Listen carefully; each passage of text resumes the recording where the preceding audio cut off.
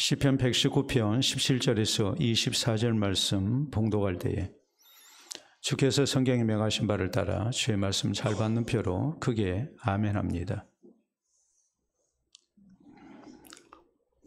봉독합니다. 주의 종을 후대하여 살게 하소서. 그리하시면 주의 말씀을 지키리이다. 내 눈을 열어서 주의 율법에서 놀라운 것을 보게 하소서. 나는 땅에서 나그네가 되어사오니 주의 계명들을 내게 숨기지 마소서. 주의 규례들을 항상 사모함으로 내 마음이 상하나이다. 교만하여 저주를 받으며 주의 계명들에서 떠나는 자들을 주께서 꾸짖으셨나이다. 내가 주의 교훈들을 지켜싸우니 비방과 멸시를 내게서 떠나게 하소서.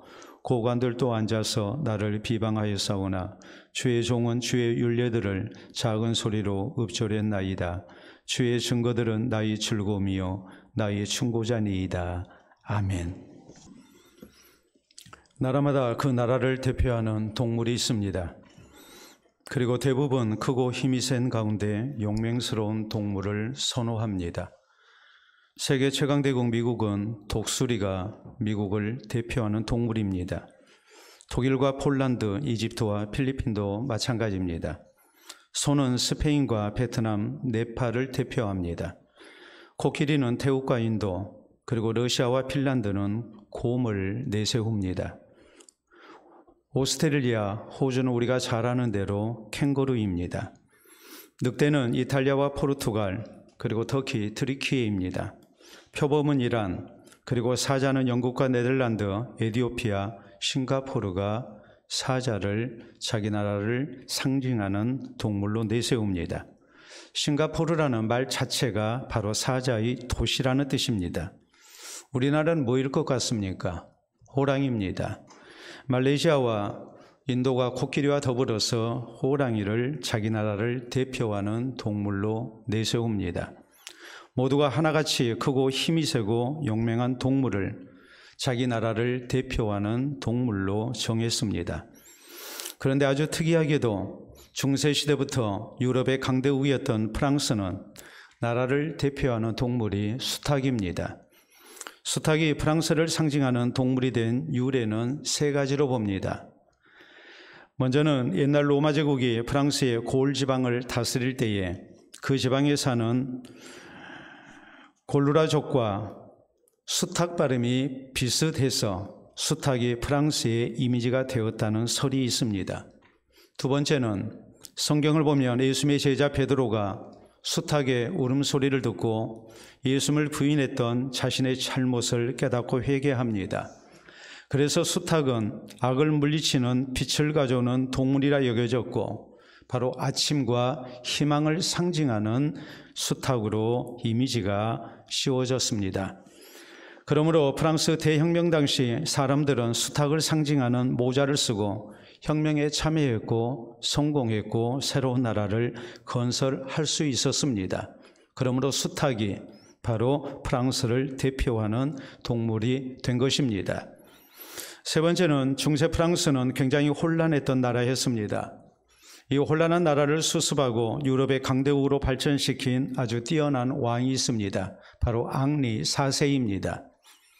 앙리 4세는 나라를 부강하게 하고 백성들이 풍요로운 생활을 하게 하겠다고 약속을 합니다.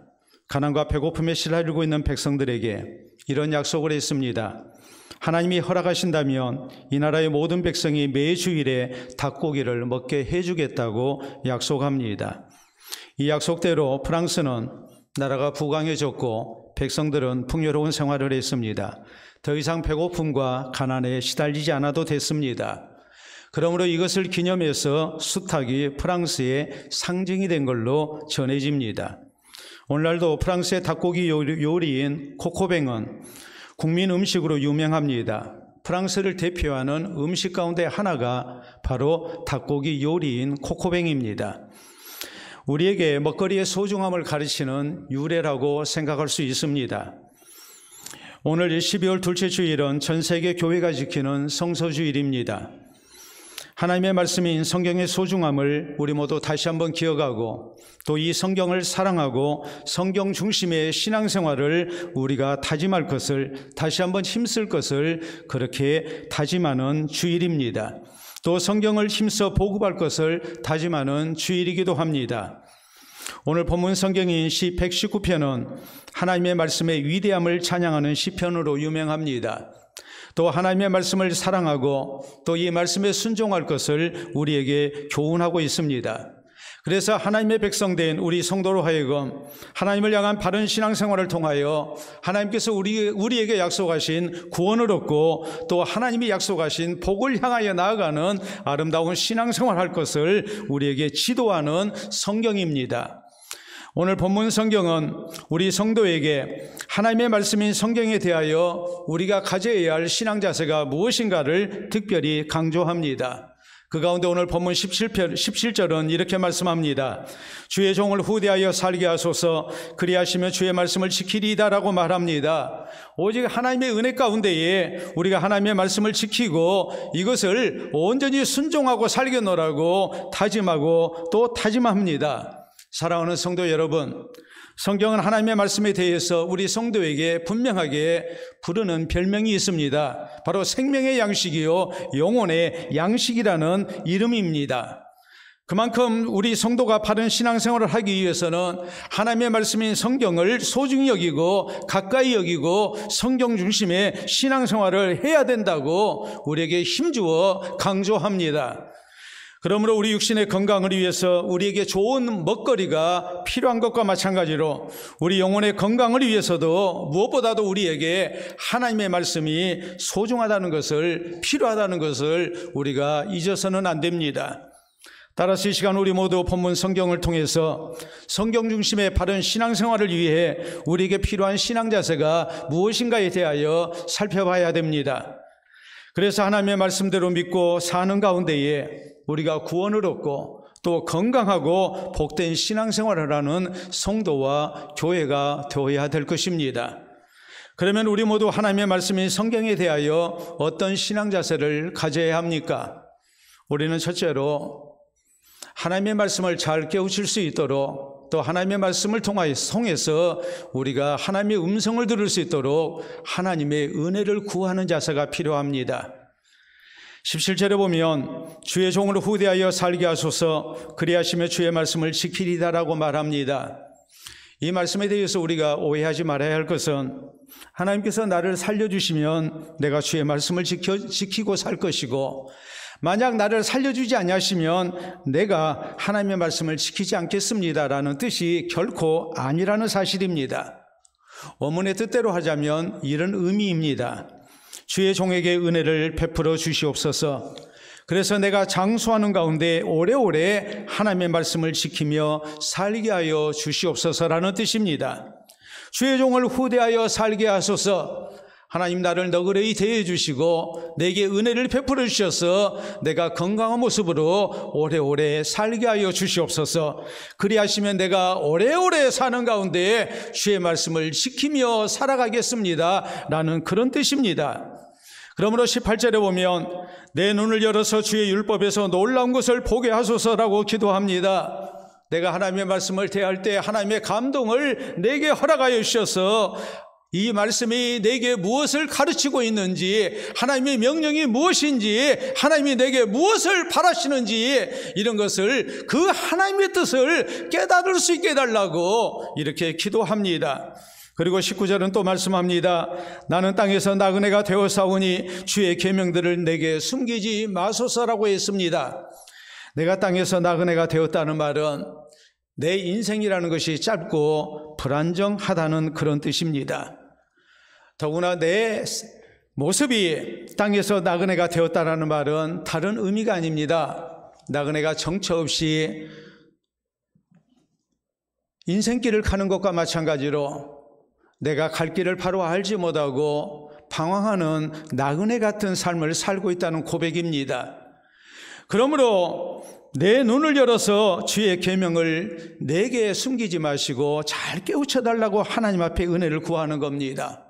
한 번뿐인 인생, 짧고 짧은 인생, 나그네 같은 인생을 사는데 내가 더 이상 방황하지 않고 하나님의 뜻을 잘 분별해서 하나님께서 기뻐하시는 삶을 사는 인생길을 바로 가는 하나님의 백성이 되게 해달라고 하나님 앞에 호소하고 있는 것입니다. 그렇기 때문에 우리 성도도 하나님의 말씀을 대할 때마다 이런 하나님의 은혜를 구해야 됩니다. 그래서 우리가 짧은 인생을 살면서 하나님의 뜻을 바로 알고 바른 신앙생활을 힘쓰는 하나님의 백성 될 것을 우리가 힘쓸 수 있어야 됩니다. 이사야서 50장 4절에 보면 이사야 선지자가 하나님의 말씀을 잘 전하기 위해서 하나님 앞에 이런 기도를 합니다. 주 여호와께서 학자들의 혀를 내게 주사 나로 공고한 자를 말로 어떻게 도와줄 줄을 알게 하시고 아침마다 깨우치시되 나의 귀를 깨우치사 학자들같이 알아듣게 하시도다라고 말합니다. 내가 하나님의 말씀을 하나님 앞에 받을 때에 내게 학자의 귀를 주십시오. 내가 하나님의 말씀을 잘 깨우치고 또 학자의 혀를 내게 주셔서 공고한 자들로 하여금 하나님의 말씀을 통해서 위로받고 세임을 얻도록 내가 잘 증거할 수 있도록 하나님 도와주시옵소서라고 이렇게 하나님 앞에 기도합니다. 여러분 생각을 해보십시오.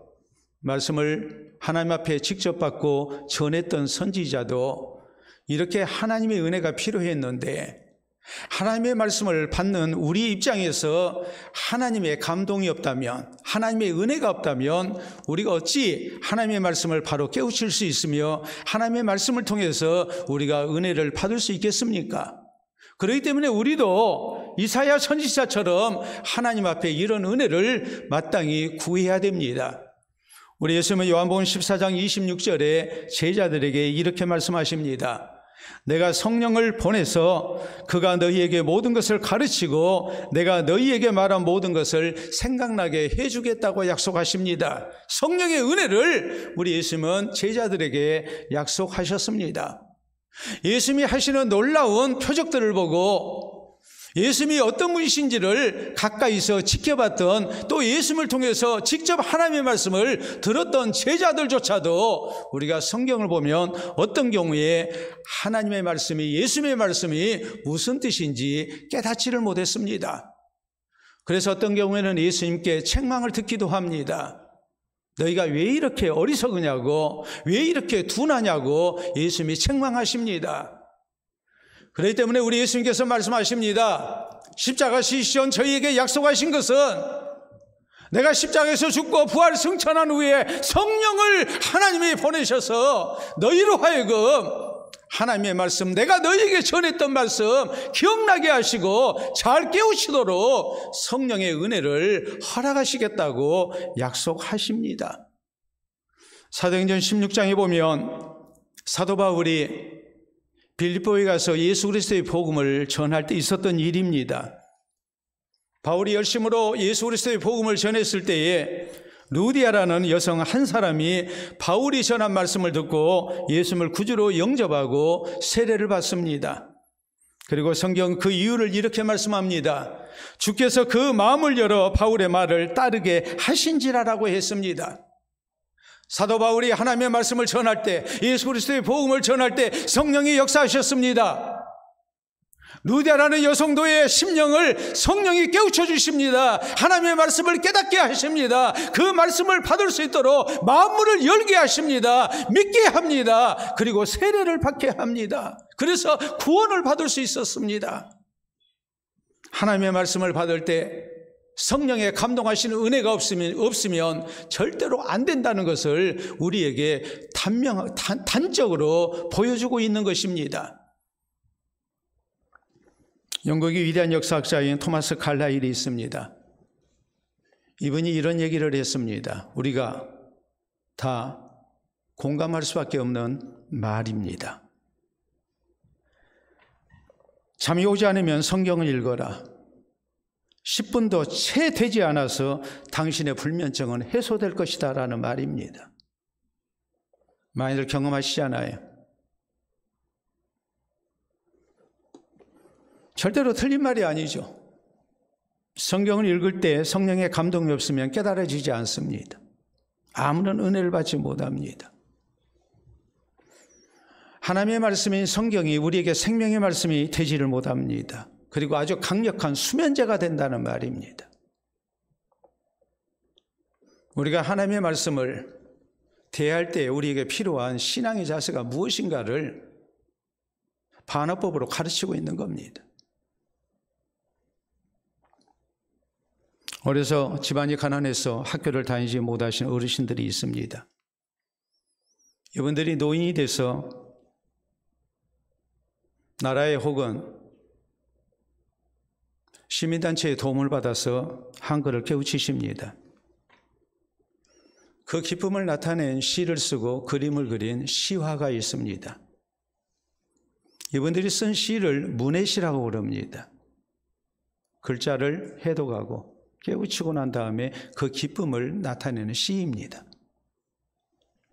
그 가운데 당시에 74세 된 박순자 어르신이 쓴 시화를 하나 소개하도록 하겠습니다. 보도록 하겠습니다. 저게 시화예요.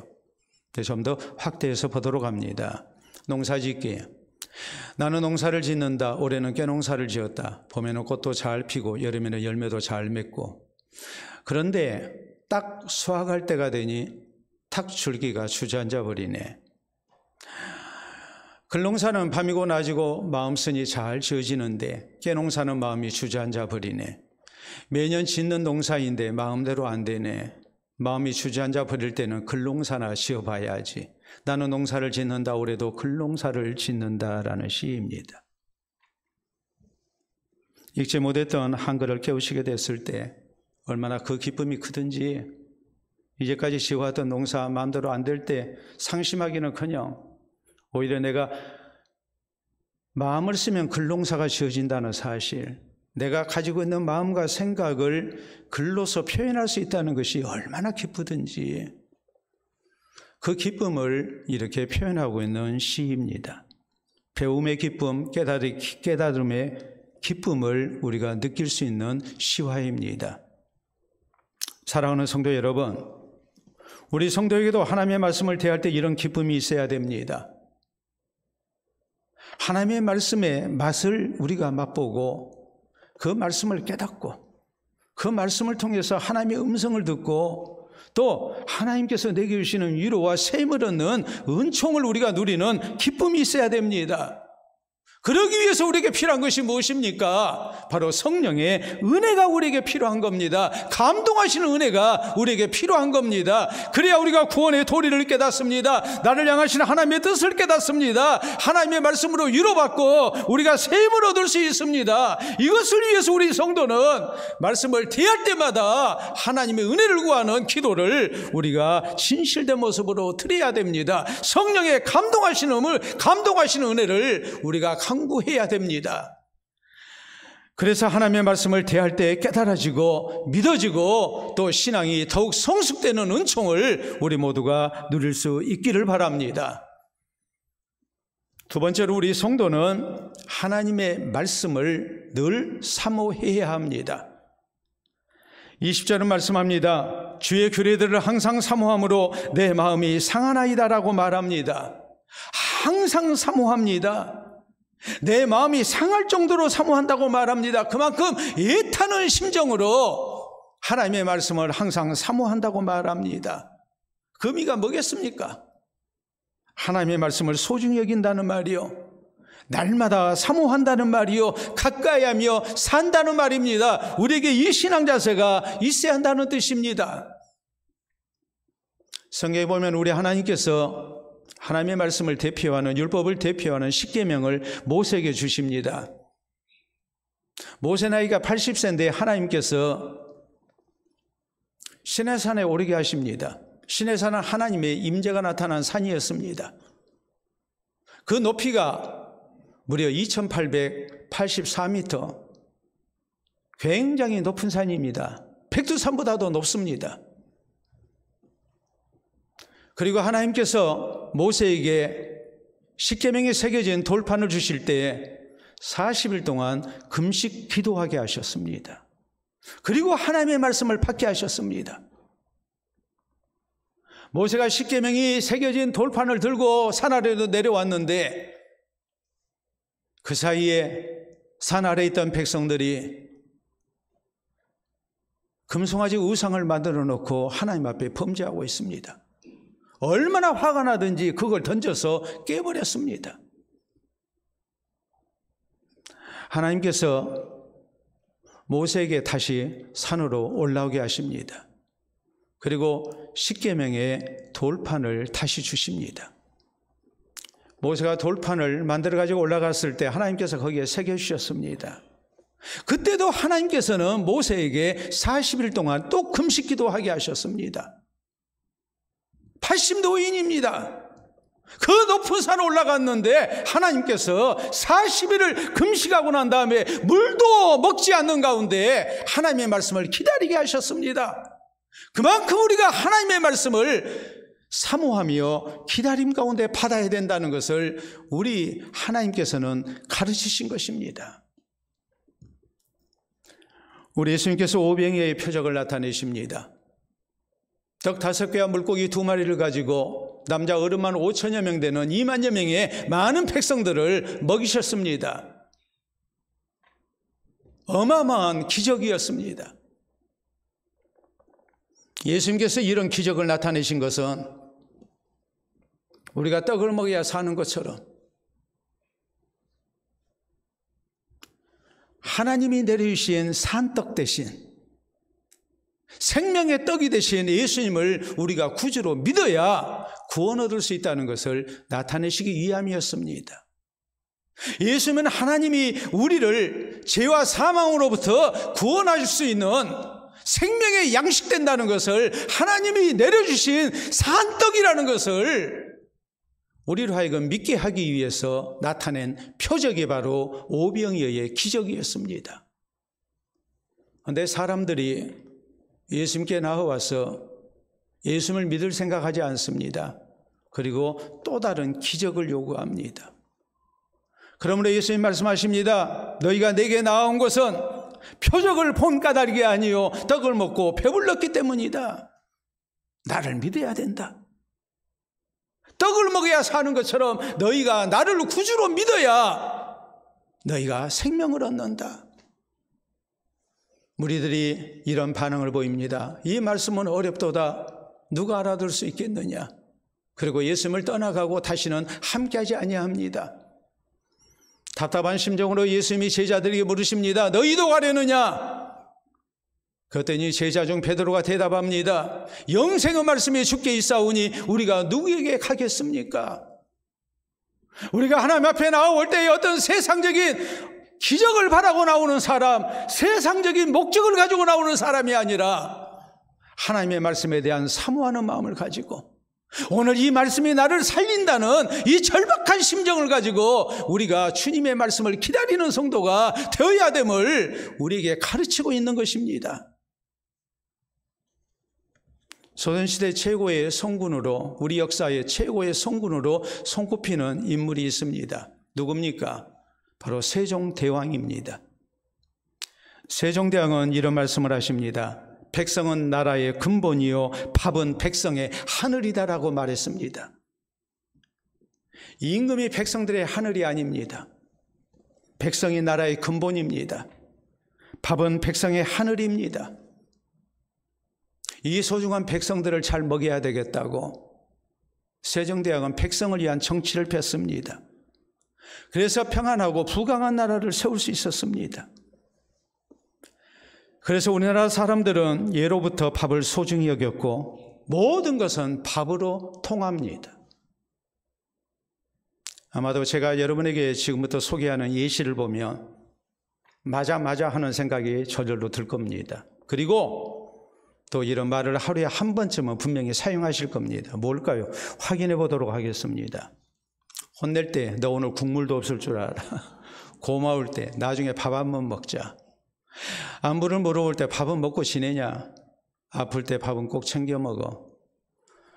인사말 식사는 하셨습니까? 밥 먹었어? 재수 없을 때 쟤 진짜 밥맛 없지 않냐? 한심할 때 저래서 밥은 벌어 먹겠냐? 뭔가 잘해야 할 때 사람이 밥값은 해야지. 나쁜 사이일 때 그 사람하고는 밥 먹기도 싫어. 범죄를 저질렀을 때 너 콩밥 먹는다?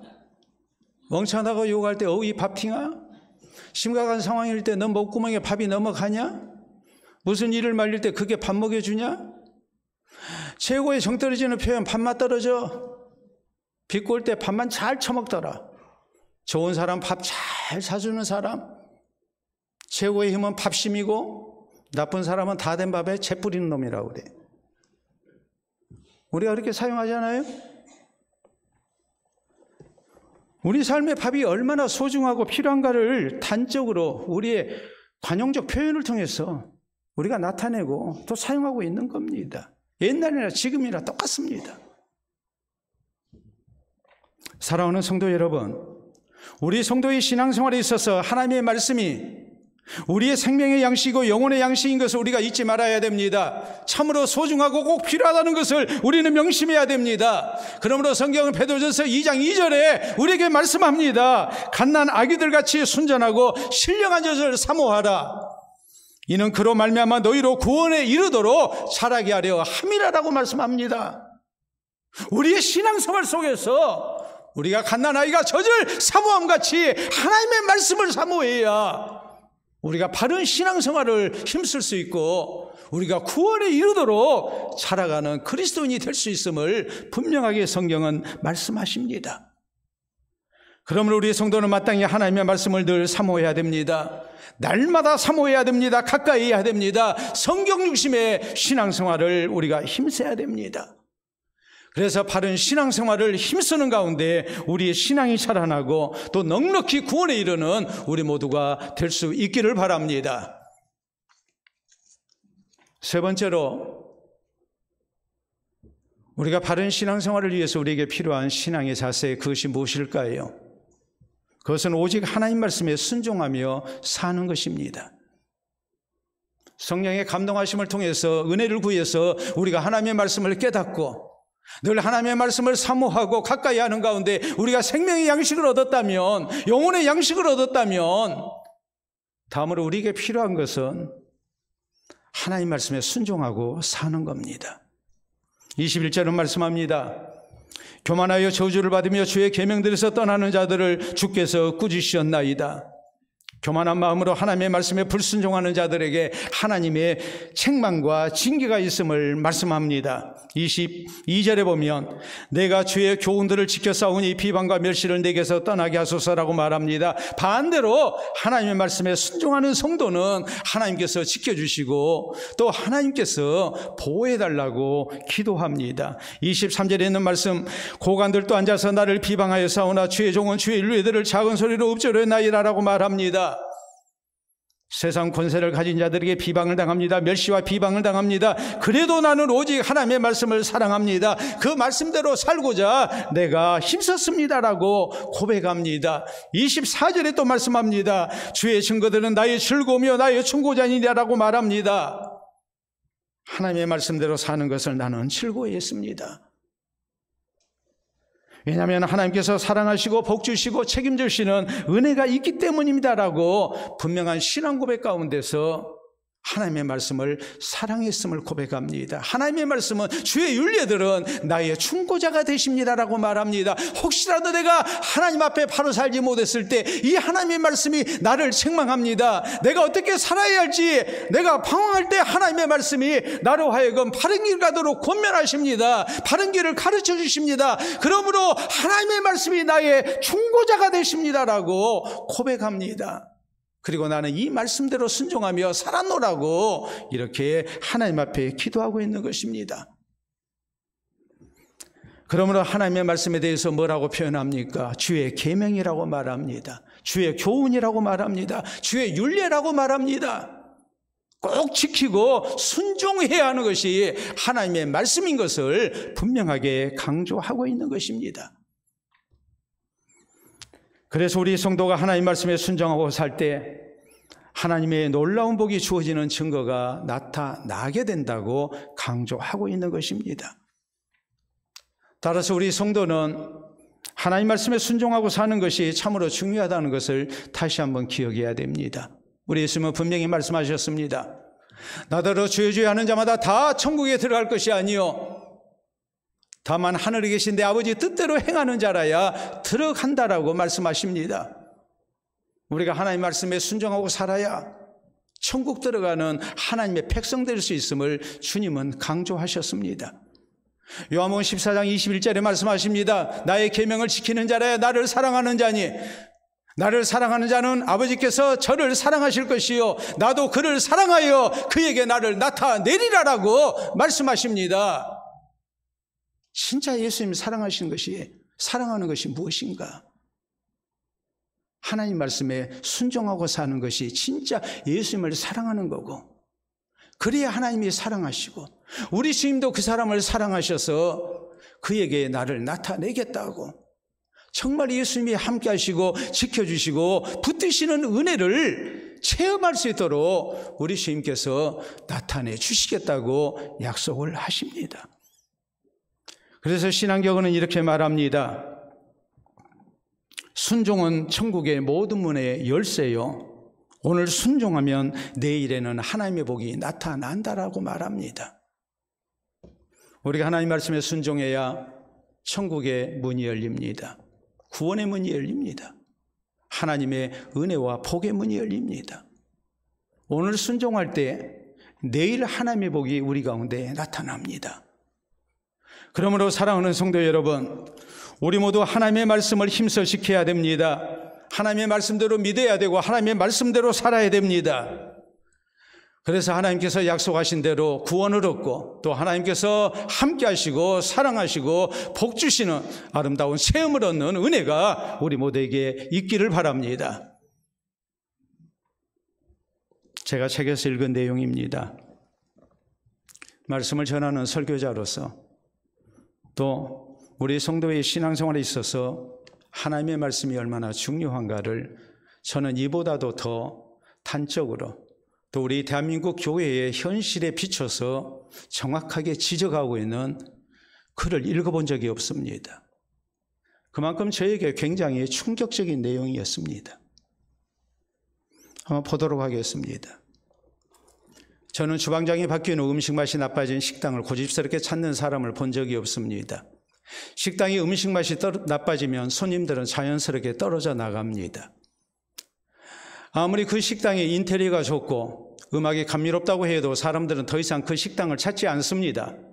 왜냐하면 식당은 음식 맛으로 승부를 거는 것이기 때문입니다. 식당에서 음식 맛이 제일 중요한 것이라면 교회에서도 하나님의 말씀이 제일 중요한 것이 되어야 합니다. 교회가 하나님의 말씀 외에 주는 다른 많은 것은 교회 밖에서도 얼마든지 만날 수 있기 때문입니다. 그러나 오늘날 교회 속에서는 이런 상식이 더 이상 통하지 않습니다. 마치 음식은 맛이 없지만 그 식당은 젓가락이 좋아서 계속 맛없는 식당에 밥을 먹으러 가는 사람들이 정상적인 것처럼 말입니다. 1년 내내 듣는 설교는 하나도 머리에 가슴에 남는 것이 없지만 그냥 분위기가 좋아서 또는 사람들이 친절해서 교회를 계속 다니는 사람이 너무 많습니다. 왜 그렇습니까? 더 이상 하나님의 말씀이 교회의 또는 예배의 중심이 신앙생활의 중심이 아니기 때문입니다라는 글입니다. 이 말씀이 설교자인 저에게만 필요한 말씀입니까? 하나님의 말씀인 여러분에게, 하나님의 말씀을 받는 여러분에게도 동일하게 필요하고 소중한 말씀 아니겠습니까? 물론 우리의 신앙생활 가운데 하나님 말씀이 중요한 건 많습니다. 찬양도 필요합니다. 행사도 필요합니다. 인간관계도 중요합니다. 교회 분위기도 중요합니다. 교회와 집과의 거리도 교통편도 우리에게 물론 중요합니다. 그러나 하나님의 말씀보다 더 중요한 것은 없습니다. 하나님의 말씀보다 우리의 신앙생활 속에서 더 중요한 것 있어서도 안 됩니다.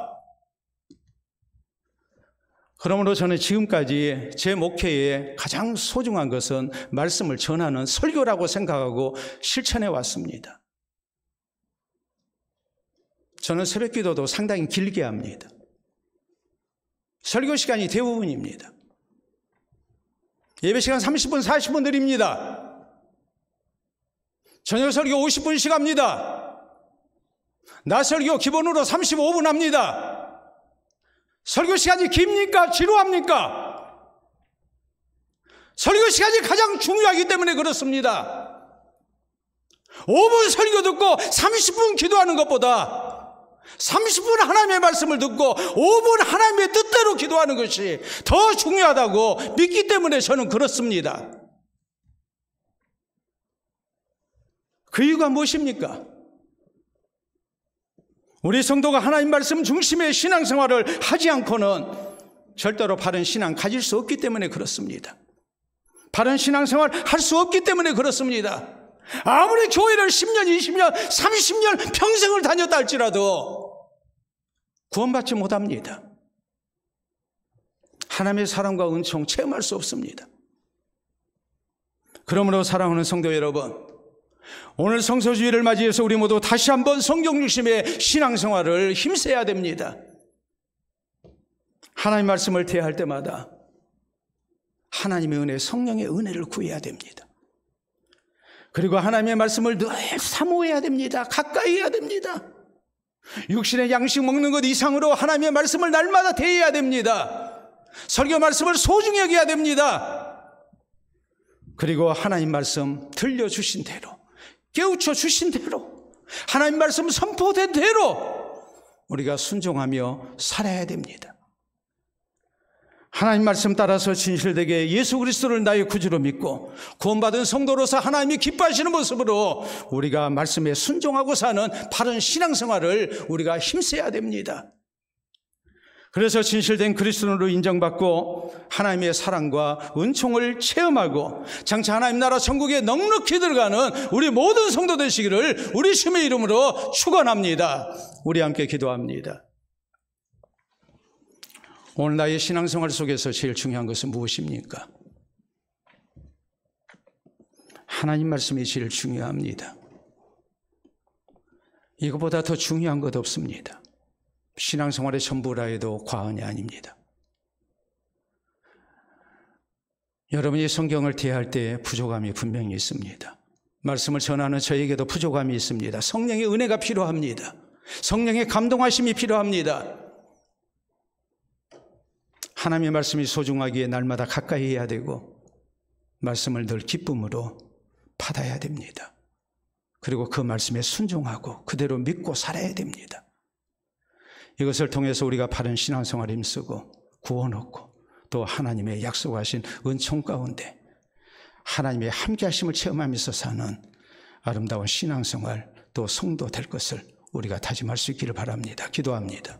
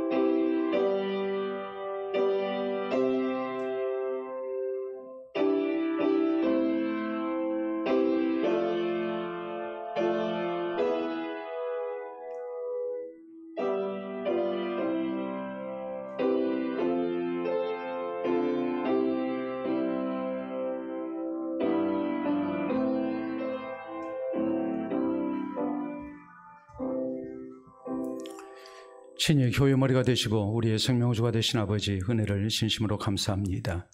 죄와 허물로 죽었던 우리들을 주께서 다시 살리시고자 예수 그리스도를 이 땅 가운데 보내시고 또 하나님의 말씀 허락해 주신 줄로 믿고 감사와 영광을 돌려드립니다. 성경이 약속하신 대로 우리가 예수님을 진실되게 구주로 믿고 또 그 말씀을 따라 우리가 살기를 원합니다. 오늘 성서주의를 맞이하여 더욱더 하나님의 말씀을 소중히 여기게 하시고 또 이 말씀을 우리가 생명의 양식으로 받아들이며 우리가 건강한 신앙생활을 할 것을 다짐할 수 있도록 붙들어 주시옵기를 원합니다. 늘 성령의 감동 감화하시는 은혜를 구하게 하시고 하나님 말씀을 사랑하며 소중히 여기며 가까이 하는 우리가 되게 해 주시옵소서. 또 말씀을 통하여 주신 은혜를 따라 또 하나님께서 우리에게 깨우쳐주신 대로 또 하나님의 말씀이 선포된 대로 우리가 아멘하게 하시고 그 말씀대로 믿게 하시고 그 말씀에 순종하며 살 수 있도록 인도해 주시옵소서. 그래서 구원에 이르는 성도 또 하나님께서 사랑하시고 아끼시는 아름다운 신앙생활이 또 복된 신앙생활이 우리에게 있게 해 주시옵소서. 아름다운 교회를 이루고 우리 교회 가운데 부름받은 모든 성도들이 바른 신앙생활을 힘쓰는 중 우리 주님 앞에 합당한 모습으로 살게 하시고 세상 가운데 예수 그리스도의 제자로 인정받으며 살게 하시고 장차 하나님 나라 넉넉히 들어가는 우리 모든 성도들 될 수 있도록 인도하여 주시옵소서. 믿사옵고 예수님 이름으로 기도하옵나이다. 아멘.